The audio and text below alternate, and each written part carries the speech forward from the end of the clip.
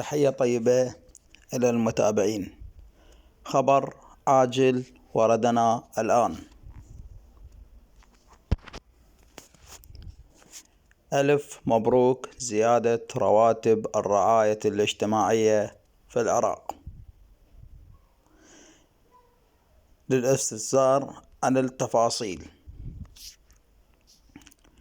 يرجى الدخول على الرابط داخل الفيديو. لا تنسى الاشتراك بالقناة وتفعيل الجرس.